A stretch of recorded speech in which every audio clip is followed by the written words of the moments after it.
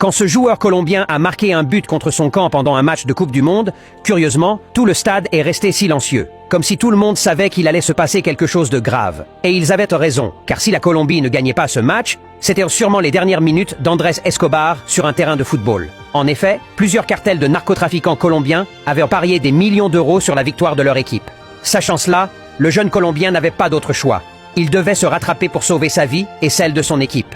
Mais rien n'allait se passer comme prévu. Dès le début de la seconde mi-temps, la situation s'est encore aggravée. À la 52e minute, Andrés a commis une nouvelle erreur défensive, laissant un Américain partir dans son dos, ce qui a coûté un deuxième but. Le score est alors de 2-0, à 30 minutes de la fin du match. Mais la Colombie continue d'y croire. À la 89e minute, Andrés remonte le ballon jusqu'au milieu du terrain, réalise une superbe passe entre les lignes, et après un cafouillage dans la surface, la Colombie marque enfin son premier but. Mais malheureusement, ce sera le seul. La Colombie est éliminée du tournoi comme on pouvait le craindre. Et tout aurait pu s'arrêter là. Mais quelques jours plus tard, des coups de feu retentissent dans un restaurant de Medellín. La victime, que vous connaissez tous, c'est Andrés Escobar. Touché par balle, il ne survivra pas.